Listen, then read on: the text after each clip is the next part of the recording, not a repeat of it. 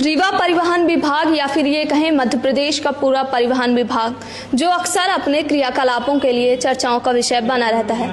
क्रियाकलाप अगर अच्छे हों तो जनता को भी अच्छा लगता है और सुनने वाले को भी अच्छा लगता है, लेकिन जब क्रियाकलाप ऐसे हो कि नाम लेने में भी शर्म आ जाए तो फिर वो क्रियाकलाप क्या ही कहा जाए। रीवा आरटीओ विभाग की ऐसी कार्यशैली है कि आज ट्रक चालकों को गाड़ी निकालने में डर लगता है कि साहब अगर हम रीवा से गुजरेंगे तो हमें न जाने कितनी जगह लूटा जाएगा, कितनी जगह हमारे साथ मारपीट की जाएगी। और जब कोई आवाज़ उठाता है तो उसकी आवाज़ को कुचलने के लिए सहारा लिया जाता है एफआईआर का। हम ऐसा क्यों कह रहे हैं? क्योंकि मेरे साथ ये मौजूद हैं जो व्यक्ति हैं, आज ये रीवा आरटीओ के खिलाफ आवाज़ उठाते हैं, ट्रक चालकों की आवाज़ बनते हैं तो इनके खिलाफ एफआईआर कर दी जाती है। अब हम आपको कुछ भी बताएं इससे पहले जान लेते हैं इनसे। सर, सबसे पहले अपना परिचय हमारे दर्शकों को। मैं कमांडो अरुण गौतम हूँ, विधानसभा 70 त्योंथर रीवा मध्य प्रदेश का मूल निवासी हूँ जी।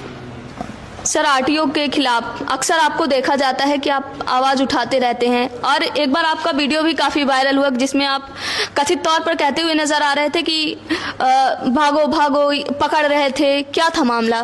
देखिए, ये उस रात का और उस दिन का वीडियो है जिस दिन मुख्यमंत्री जी आए थे। और मुख्यमंत्री जी जब आए थे तो यही आरटीओ वाले जो आज चेक पोस्ट लगा करके गुंडागर्दी के साथ, सिविल के गुंडों के साथ ट्रक ड्राइवरों से अवैध वसूली कर रहे हैं, उस दिन और उस रात का सीन मैं इसलिए दिखाया कि जब मुख्यमंत्री जी त्योंथर में आए थे तो इनका पूरा बैरिकेटिंग खत्म था, इनका पूरा जो रंग पेंट था वो सब पुता हुआ था।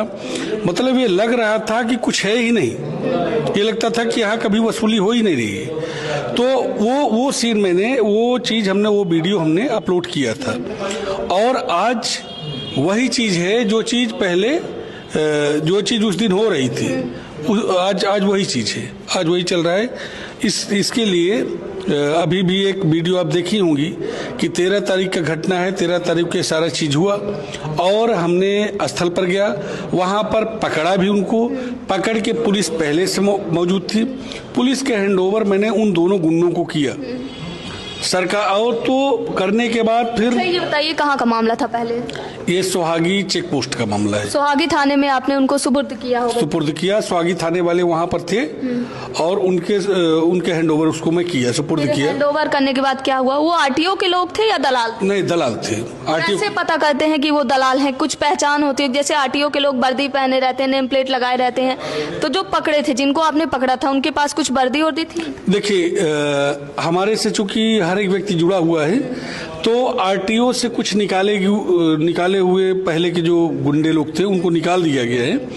तो वो गुंडे हमारे कांटेक्ट में आए कि कमांडो साहब, आप अगर आरटीओ के खिलाफ इतनी आवाज उठाते हैं तो मैं इनका पूरा पहचान बता देता हूँ। ये चितकबरी वर्दी पैंट पहनते हैं और ऊपर कुछ भी पहन लेते हैं। तो हमने उनसे बोला कि भाई आपका आइडेंटिफिकेशन क्या है, आपका पहचान क्या है, क्या आरटीओ वाले, आपके आई कार्ड है, क्या है, कुछ है?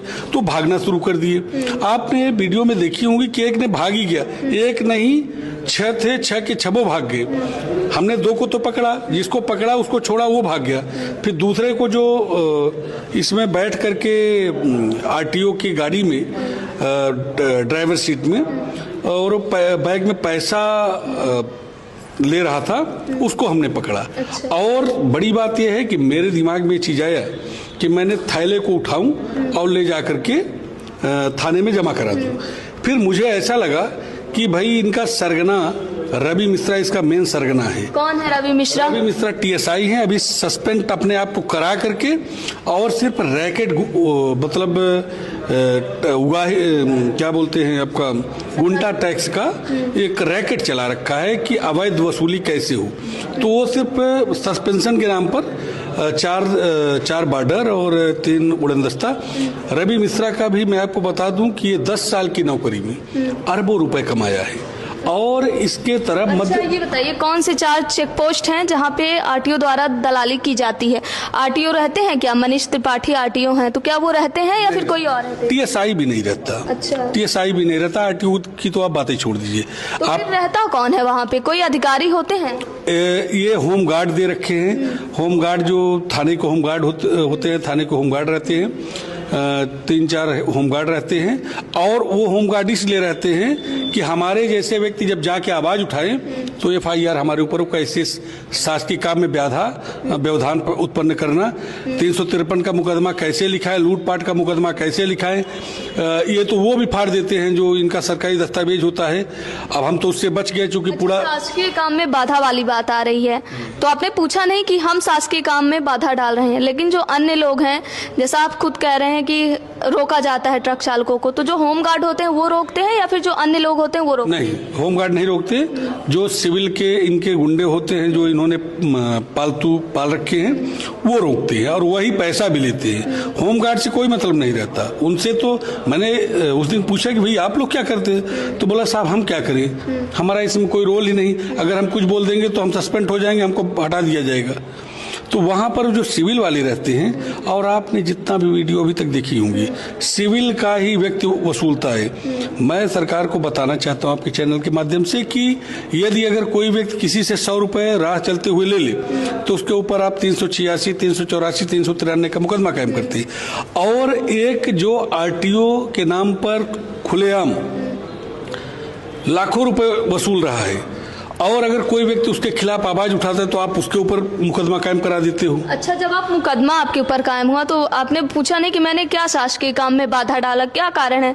आपसे थाने में भी पूछताछ हुई होगी? नहीं, हमारे से कोई पूछताछ नहीं हुई और इन्होंने एफआईआर को भी साइड में भी नहीं डाला है, चूंकि पूरे, हालांकि इसकी खबर पूरे ट्रक यूनियन वालों को भी पता चल गया। चूंकि मैं सबको बता दूं, हमारे से ऑल इंडिया ट्रक एसोसिएशन हमारे सब जुड़े हुए हैं, हमने उनको भी मैसेज कर दिया।